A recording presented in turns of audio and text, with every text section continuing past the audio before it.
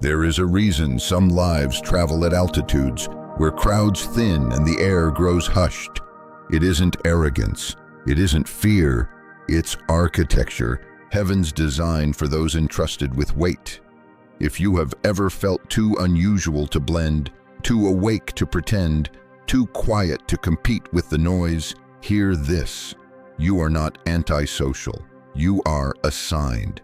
What aches inside you isn't loneliness, it's legacy forming in the silence where God shapes voices that will one day ring like bells over valleys no one else could cross. When the truly chosen walk into a space, something shifts. It's not charisma or charm, not stage presence or practiced confidence. It's gravity, a holy density. The room feels it even if no one can name it, because consecration carries an atmosphere of its own. And because of that, you cannot be everywhere, with everyone, doing everything. Oil is expensive. It does not swim in the shallows. There are circles that dilute you, rooms that drain your clarity, conversations that pull your frequency out of tune. You were not built for mass consumption. You were formed for precise assignment. People will misread this. Distance mistaken for pride, silence for judgment, selectivity for rejection.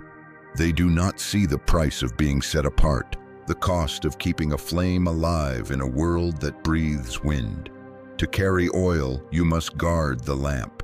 To hear God clearly, you must refuse static. To protect the sacred fire within, you will often step back from what looks harmless but sounds wrong to the spirit. The more voices you invite into your air, the harder it is to hear the whisper that orders your steps. Crowds bring confusion. Confusion breeds compromise, and compromise is too expensive when destiny has your name etched upon it. Look across the sacred record. Prophets, healers, builders of kingdoms. Before they were pushed forward, they were pulled aside. Public anointing requires private protection. That sting you felt when old friendships loosened without a fight. That spiritual fatigue in rooms full of talk but empty of purpose. That heaviness that doesn't come from work but from pretending to fit. None of it was random. Separation is not punishment, it is preparation. The cocoon is not a cage, it is a chamber where wings are woven out of threads no crowd can see. There are those who benefited from your shrinking, who loved the gentled version of you that kept them comfortable. Your growth convicts what is undisciplined in others. Your light agitates what learned to live in shade. But you are not alive to manage other people's comfort. Heaven didn't breathe you into time to be agreeable. You were sent to be aligned. Purpose does not always come with company. Sometimes it comes with long nights, soft prayers that leave salt on the pillow, and silence that presses you until all that is counterfeit cracks and falls away. That is the breaking that releases oil. That is the furnace that forges voice. Understand the pattern. Lonely before legendary. Misunderstood before honored. Overlooked before embraced. If your soul is not fortified in hidden places, the weight of visible assignment will crush you. So God hides you, not to withhold you from the world, but to withhold the world from wounding you before your roots are deep enough to hold. He refuses to let your name rise faster than your character. He protects your oil before others are permitted to taste your overflow. This is not delay, this is mercy. Most want glow without grind, fruit without pressing, platforms without process. But sacred things are never made in spectacle. Even your quiet has weight. Even your presence speaks. This is why your circle must be small and sanctified. Not because you are better, because what you carry is bigger. The assignment demands intention. Casual hands have no business on consecrated work. You will discover that even kindness can be a distraction if it invites you to trade discernment for approval. You will learn to hear the difference between flattery and favor, between attention and alignment. You will begin to honor the narrow spaces where God meets you without witnesses, the cave, the garden, the pre-dawn hour where the noise cannot follow. Transformation happens there, not on stages or in feeds. The world performs. The soul is remade in the quiet. So let the crowd keep its rhythm. You have a different song growing in your bones. Do not mourn the rooms that no longer fit. Do not chase what your spirit has already outgrown. Release with reverence. Bless what carried you for a season, then walk on. You were never called to blend. You were called to become. Becoming does not happen in applause. Becoming happens under pressure, under instruction, under the hand that knows how to press without breaking you. There will be moments when the old life calls, when nostalgia argues that comfort is the same as safety. But comfort is often a detour disguised as a couch. Safety is alignment. Peace is the signature of obedience. When your inner world goes still, when the storm in your chest yields like a sea to the voice it knows, that is your confirmation. Keep the lamp trimmed. Keep the oil guarded. Keep the line clear between your heart and the one who writes assignments in silence and reveals them in time. You are not rejected. You are reserved, not abandoned, appointed, not forgotten, foretold. The weight you carry explains the space around you. Wide roads are efficient, narrow roads are exact. Heaven chose exactness over ease for you because what you hold cannot be mass-handled. It must be stewarded. That is why your solitude is sacred. That is why your name has been quiet while your roots went deep. That is why your steps feel measured when everyone else is sprinting. Stay the course. Refuse to leak energy into explanations for people committed to misunderstanding you. Refuse to barter your boundaries for belonging. Refuse to perform where you are meant to pray. The time will come when the private work breaks the surface like spring through frost. Until then, let the hidden place do its holy labor. There is glory in the shadows, strength in the stillness, growth in the ground no one sees. Protect your oil. Honor your solitude. Carry your calling lightly over your shoulder and heavily in your spirit. The separation isn't a verdict against you. It's a vow over you. You are being kept for a precise moment. And when it arrives, the atmosphere will recognize what you've been guarding all along. There is a language the soul speaks that the mouth cannot. An alphabet of weight, breath, and temperature. The chosen know it. Before a word is said, their spirit has already read the room. Smiles can be polished, compliments can be choreographed, but energy testifies under oath. You step through a doorway and your chest tightens like a string drawing itself taut. The jokes land, the music plays, but your inner weather shifts. Clouds gathering without thunder. That is not anxiety, that is wisdom. Your spirit is an instrument tuned to a frequency the world calls too sensitive because it cannot hear the pitch. Sensitivity is not your weakness, it is your compass, the way heaven traces maps on the inside so you don't get lost on the outside. You have lived enough to know that proximity is not proof. A hand on your shoulder can hide a blade in its sleeve. Applause can muffle envy. Advice can be concern dressed as control, and yet beneath it all, something honest hums in your bones.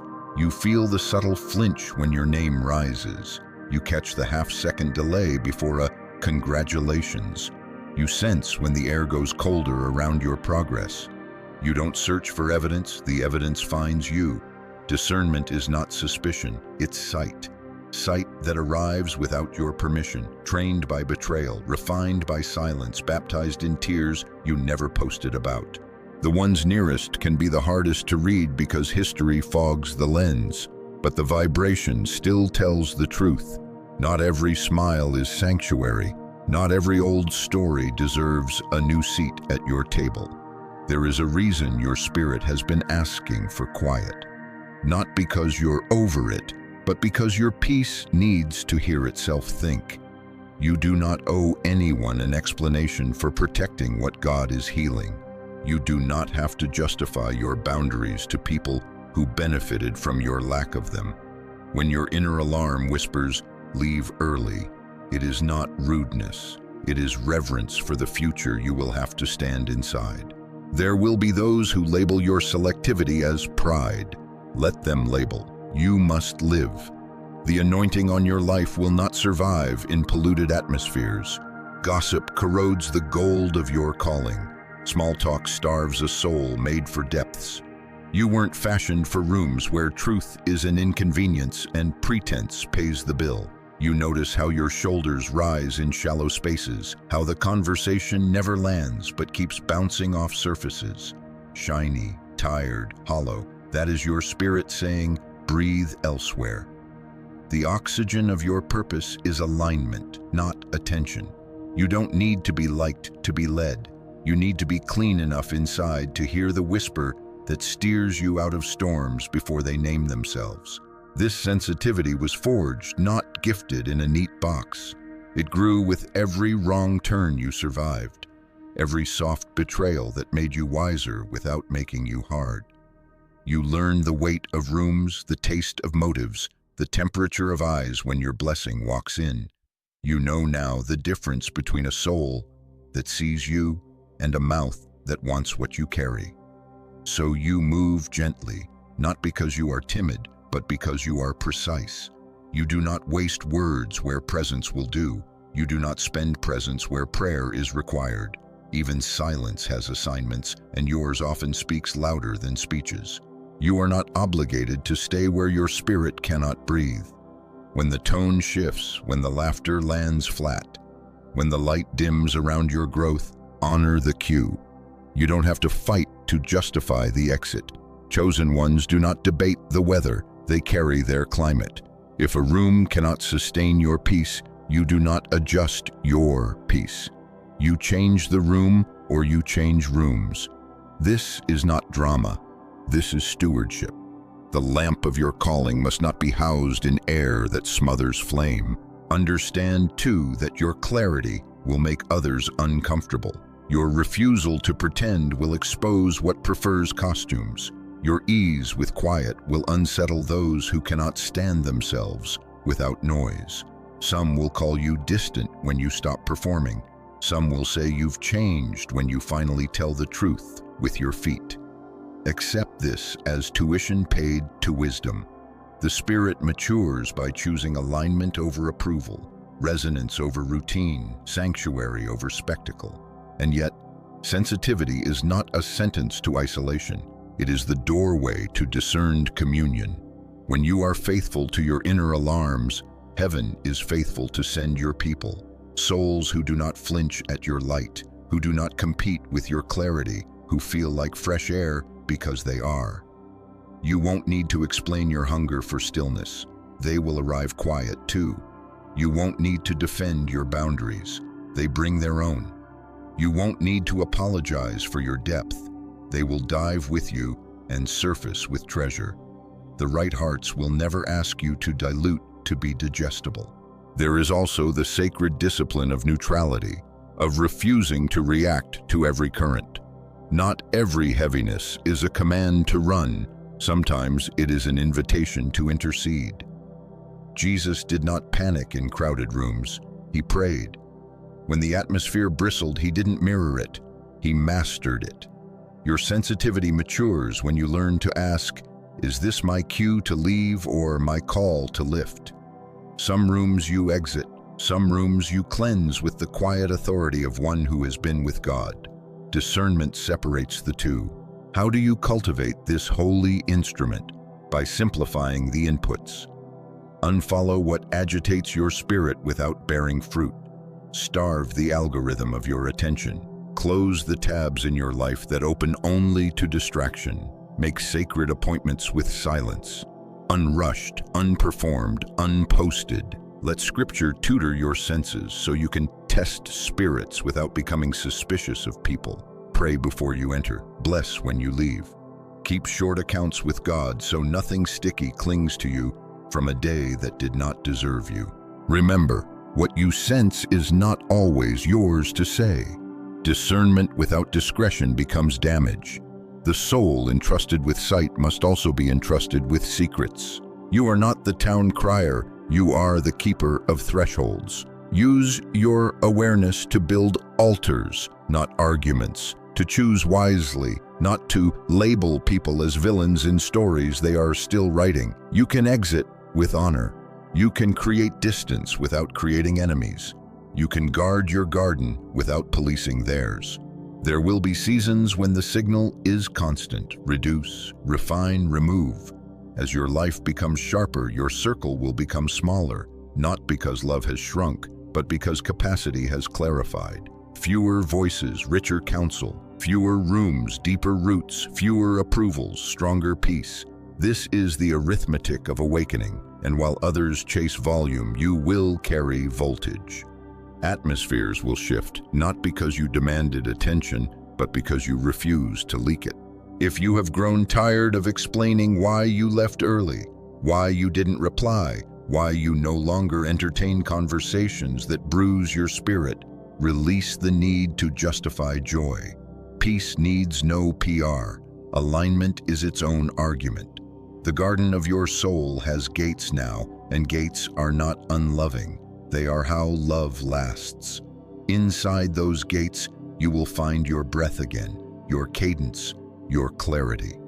You will discover that the voice of God sounds like a stillness you can stand inside. You will notice how the right work does not grind you into dust, but grinds your fear into flour, something you can bake into daily bread. This is the science of your sensitivity. What is true resonates, what is counterfeit rattles. Your spirit is built to recognize the difference before your mind finds language. Trust that. Trust the subtle recoil, the gentle nudge, the holy unease. Trust the warmth that rises when you are with the aligned. Trust the cooling of the fever when you pray. Trust the way Scripture steadies your pulse. Trust the tear that appears without warning when presence passes near. Trust the way your laughter returns in rooms that do not tax your soul to exist. You were not chosen to be tolerated. You were chosen to be felt by the right ones, in the right time, in the right places. And when you honor the signals, you become a sanctuary others can step into and breathe deeper without knowing why. That is what happens when sensitivity is stewarded. Your life becomes a thermostat in a world of thermometers. You do not reflect whatever is present. You set what will be possible. Guard that holy capacity. Refuse to apologize for it. Let your peace be proof that you heard the whisper and obeyed. And when the noise rises like a tide, remember, the sea still knows the voice that says, "Be still." Let that voice be the loudest thing in you. The road you are walking was never meant to feel familiar. It was carved with angles too sharp for the crowd, turns too narrow for a caravan. Every prophet, every builder, every voice of truth has known this tension. The pull of belonging against the call of alignment. You felt it too, that ache when you watch others stride together, laughter shared, steps synchronized, and yet your own feet insist on a direction that leaves you out of rhythm. You tried to merge. You tried to bend. You tried to soften your stride so you could move with them. But the more you blended, the more restless you became. That restlessness was not rebellion. It was revelation. It was your soul whispering, "This is not your road." Because your path is not wide. It is not paved. It is not convenient. It is holy geometry, precise, exact, demanding. Every stone you step on has been set for you alone. And yes, it breaks you before it builds you. Tears salt the soil where your strength must take root. Trembling accompanies every step until obedience becomes muscle memory. You don't walk because you see the finish line. You walk because silence has convinced you that staying still would be disobedience. This narrow road comes with severings. Hands you thought would always be there slip away, not with malice, but with mandate. Some bonds were only bridges meant to carry you across a season, not a lifetime. Some voices were teachers, not companions. Some circles were rehearsal spaces, not final stages. The cutting hurts, it always does. But pruning is proof of preparation. Trees without pruning bear leaves, but little fruit. And your life is meant to bear fruit that lasts. Every step forward requires weight left behind. Approval, applause, comfort, nostalgia. All of them whisper that they can keep you safe. But safety without assignment is stagnation. You are not called to stillness. You are called to surrender. Surrender to a rhythm that will sometimes drag you through wilderness, strip you of maps, leave you crying into the dark. Yet even there you are being built. Wilderness teaches you what cities cannot: how to hear your own breath, how to find fire without a match, how to recognize manna when it falls silent from the sky. You learn here that strength is not the absence of shaking, but the refusal to stop moving while shaking. Faith is not a clean certainty, but a weary step that trusts the voice that lit the next stone. And trust is not comfortable, it is cruciform. It stretches you in directions that split you from your own will until only surrender remains. That surrender births capacity, and capacity is what destiny requires. Potential alone could never carry what waits for you. There will be nights when the silence feels heavier than 1,000 crowds, mornings when your own shadow feels like your only company, days when your questions echo without answer. This is not evidence of abandonment, it is curriculum. The narrow road is a classroom disguised as exile. The lessons are written in loss, in longing, in the ache of walking when you would rather collapse. Yet every test builds the resilience you will need when visibility comes. Glory without grounding is a fall waiting to happen. But glory after grounding, that becomes a witness generations cannot ignore. So yes, the path is lonely. Yes, the tears will sometimes blur your way. Yes, the cuts will feel like betrayals. But underneath it all runs a current deeper than pain, the steady presence of the one who called you. You will realize in hindsight that even when you thought you were alone, there were always two sets of footprints, the visible and the invisible. That unseen company is the reason your road bends but never breaks, narrows but never vanishes. It keeps pulling you forward, whispering, "Keep walking." Because what is ahead cannot be delayed. Because what is ahead is why you were set apart. Loneliness has been painted as punishment, as if silence itself were proof of failure. But those who are chosen know better. Loneliness is not exile, it is education. It is a classroom without windows, without applause, without spectators, just you, your breath, your questions, and the invisible presence of God pressing gently on your shoulder saying, "Sit, we have work to do." This is the curriculum no mentor can hand you. The syllabus written in sighs and sleepless nights. The sacred training ground where roots grow deep beneath the soil of obscurity. Here, your identity is stripped of costumes. No stage to perform on, no crowd to impress, no titles to polish. Just the raw self you have often hidden under busyness. The self that doubts, that hopes, that wonders if it is enough. Loneliness pulls that version into the light, not to shame you, but to shape you.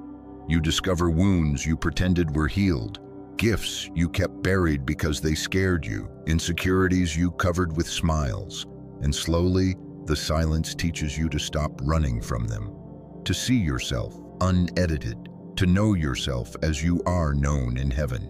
It is painful, yes. There are mornings when the quiet feels like it presses on your chest, nights when you reach for a hand that isn't there, hours when your heart aches for just one person who gets it. But that hunger itself is holy. It trains you to draw intimacy not from company but from presence. It teaches you to lean on the one who never left, even when everyone else did. You start to hear his voice not as thunder, but as breath. Not in the storm, but in the stillness. Loneliness makes you quiet enough to finally hear what has been whispered all along. And in that stillness, you grow strong in ways noise could never have built you. You learn to breathe without permission, to walk without applause, to find joy not in proximity, but in peace. When the silence no longer terrifies you, it begins to fortify you. It becomes your sanctuary, the place where your soul resets, where your discernment sharpens, where your calling is clarified. Others run from the quiet, filling every moment with noise. But your spirit begins to crave it.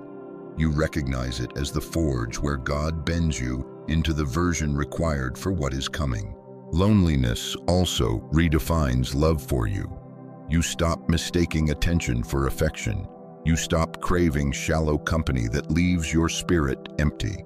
You realize that solitude is not proof you are unlovable.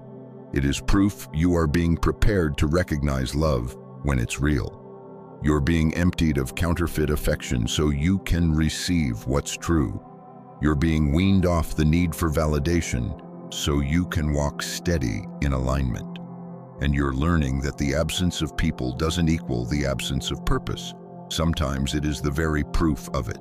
You will notice too how loneliness reshapes your rhythm.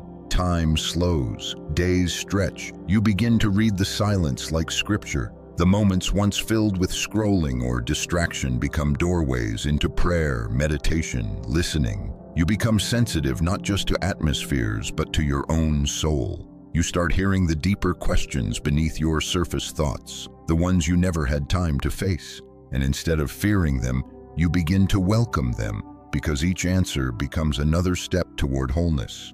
And perhaps most powerfully, loneliness teaches you detachment without bitterness. You stop begging for closeness where your spirit already sensed a conclusion. You stop arguing with the signals. You stop forcing conversations that feel hollow or clinging to bonds that God has already cut. You grow selective, not because you are cold, but because you are clear. You realize that your soul is not for rent, not to be loaned out cheaply to anyone who cannot honor it. Your presence is a privilege. Your energy is sacred currency, and you stop trading it for discounts in rooms too shallow to handle your depth. This classroom of loneliness does not last forever, but while it does, it leaves fingerprints on you that cannot be erased. When you emerge, you carry a wisdom no book could teach, a grace that no mentor could impart, a strength that no applause could supply. You walk into rooms differently, not chasing eyes, not craving ears, but grounded in the stillness you cultivated when no one was watching. Your silence becomes eloquent. Your presence becomes weight. And the world notices, though it cannot explain, that something in you has been fortified where no one else could see. Do not despise this season. Do not wish it away too quickly. It is not wasted. It is not empty. It is holy ground where your roots are being sunk deep enough to sustain the branches that will one day stretch wide. This is where you are emptied of false selves and filled with sacred substance. This is where you stop living for applause and start living from alignment. And when the silence finally shifts and the doors begin to open, you will not come out fragile, but forged. You will not come out begging, but brimming. You will not come out the same. There are treasures too fragile for the marketplace, seeds too sacred for careless soil. When God entrusts you with an assignment, it arrives wrapped in silence, guarded in obscurity, sealed like a scroll pressed against your heart. And the first test of the chosen is not brilliance, it is protection. Can you keep what is holy hidden until heaven says now? Can you honor the weight of your calling without craving the rush of exposure? Can you guard what you carry even when the world calls you secretive, selective, strange? Because the enemy of sacred things is not always destruction. Often it is exposure too early, applause too soon, counsel from mouths that mean well but were never given access to the instructions written in your bones. Some visions have died not because they weren't divine, but because they were spoken to the wrong ears at the wrong time. You have seen it. Jealousy disguised as support, manipulation dressed as mentorship, curiosity masquerading as care. Proximity does not equal safety, and wisdom knows this. So you learn to hold your assignment close, like Mary, who treasured up all these things and pondered them in her heart, waiting for the appointed hour. Guarding doesn't mean living in fear. It means living in reverence. Reverence for timing, for process, for the weight of what will one day break open through you. The womb is always quiet before birth. Seeds split underground before flowers blaze in sunlight. Oil is pressed in silence before it heals nations. Greatness grows in hiddenness, and the chosen learn not to despise that. They learn to bless the secret place, to resist the itch to broadcast, to understand that some things are too tender to be handled by public hands. You are not hiding out of shame, you are shielding out of honor. And once you've lived through that hidden stewardship, something changes in you. You stop envying the loud, the visible, the ones who seem to rise quickly. You know the cost of shortcuts. You know the danger of showing fruit without roots. And because you have protected your own sacred, you instinctively begin to protect the sacred in others. You recognize the glow of someone carrying a fragile dream, and instead of demanding to see it, you cover it. You speak gently. You listen deeply. You create space where their vision doesn't have to perform, only to breathe. This is the hidden blessing of guardianship. You don't just birth purpose. You become a midwife to purpose in others. Not everyone will understand this path. Some will say you are guarded, hard to read, difficult to access. They will not realize that your carefulness is compassion, that you know how costly it is when holy things are mishandled. They will not see that your selectivity is stewardship, not superiority. But those who carry sacred work will recognize you immediately. They will exhale in your presence, because finally they are with someone who will not exploit their oil. Finally, they are with someone who knows the language of reverence. And in that recognition, mutual trust is born. This is the role of the guardian, to protect what is weighty, to shield what is holy, to honor what is still forming. It demands discretion, patience, and sometimes heartbreak, because you will watch others broadcast too early, burn out too fast, crumble under applause they weren't ready to hold. And your heart will ache for them, but you will also be reminded why you had to move differently, why your road has been slower, quieter, narrower, because sacred things cannot be rushed. They must be carried with care until they are strong enough to stand. So carry your scroll close, guard your oil, protect your fire. Not everyone deserves to hear the blueprint heaven whispered into your midnight. Not everyone can be trusted with the holy. Keep it until the time is right, and when it is released, it will not flicker, it will blaze. And by then, you will not just be a carrier of vision. You will be a safe place for visionaries, a shield for the fragile, a voice of reverence in a world that treats everything as casual. Because once you've protected your own sacred assignment, you will never again handle someone else's with casual hands. Capacity is the secret currency of destiny. Potential is loud, it excites, it impresses, it draws applause. But capacity is quiet. It is formed in solitude, tested in fire, refined in the slow grind of days that look like nothing is happening. And yet, capacity is what heaven is after. Because promise without preparation collapses. Platforms without fortification crush. And what you are being built into is not someone with sparks of brilliance, but someone with shoulders broad enough to carry the weight of what is coming.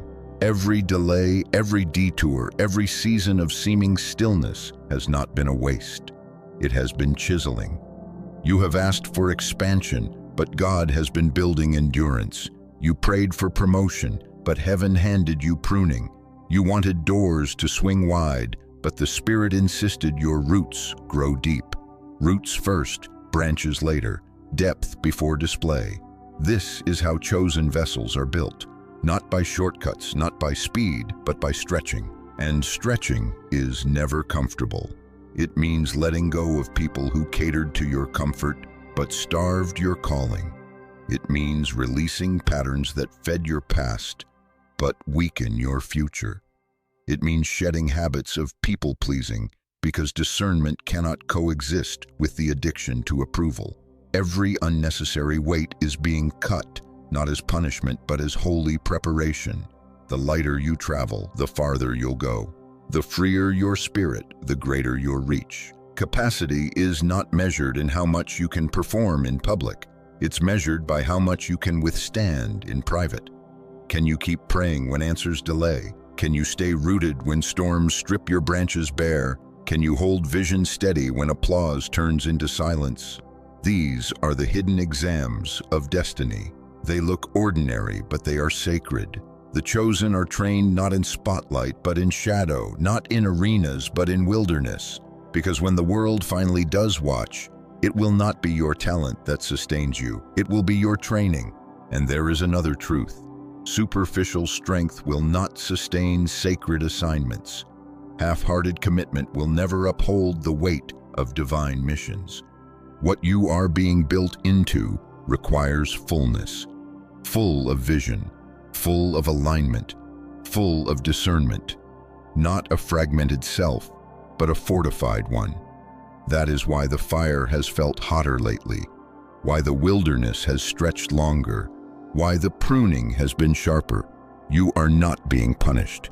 You are being perfected.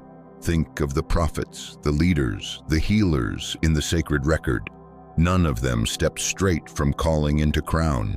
Every one of them had a wilderness, a waiting, a breaking. David had caves before thrones. Joseph had prisons before palaces. Even Jesus had deserts before ministry.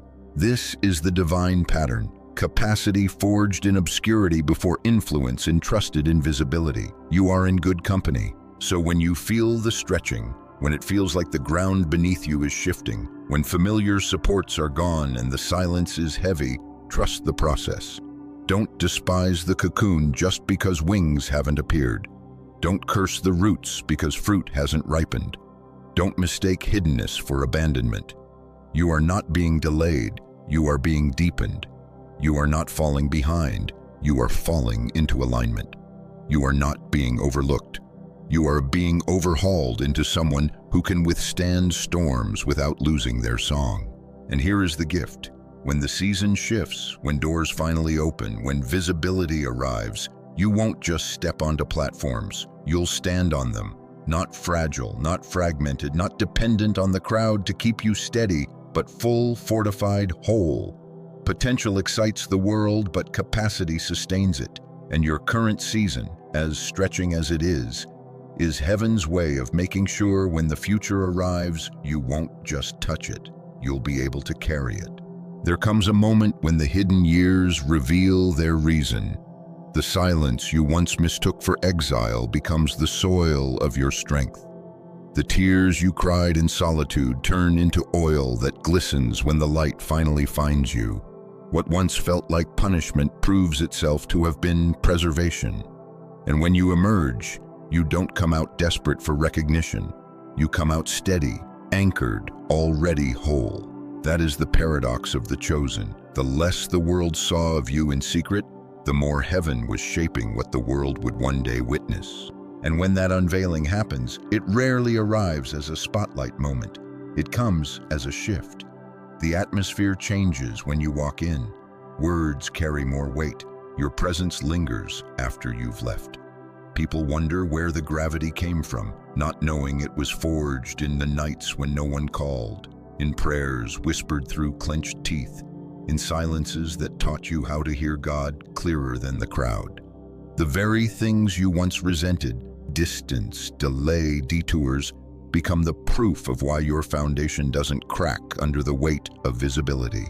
This is where stewardship matters most. What you carry is not for spectacle, it is for service. It is not for mass consumption, it is for divine impact. Your task is not to entertain, but to elevate, not to gather fans, but to cultivate fruit. And fruit takes integrity to protect.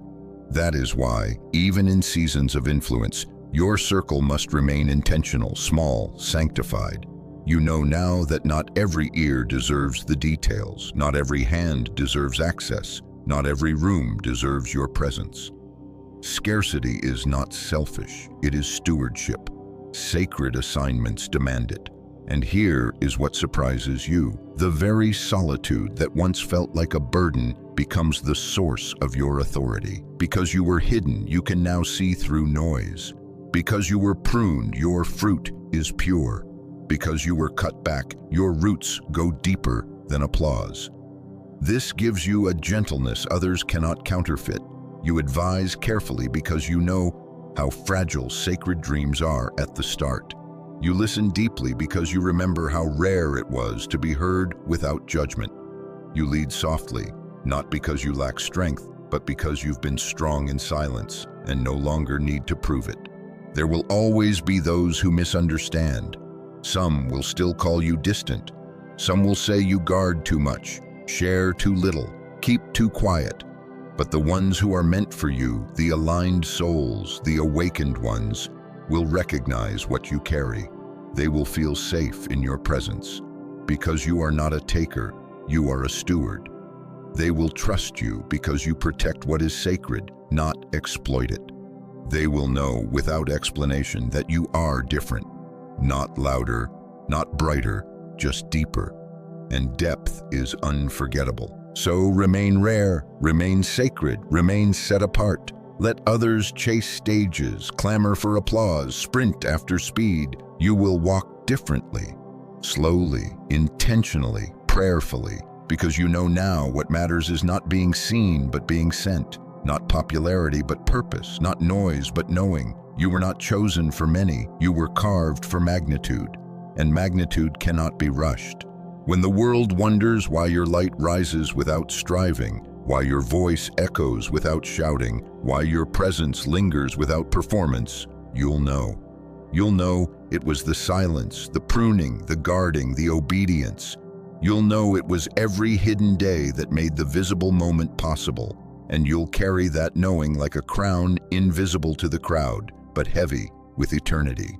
This is your quiet triumph, that you stayed rare when others diluted, that you stayed rooted when others rushed, that you kept sacred what others made casual.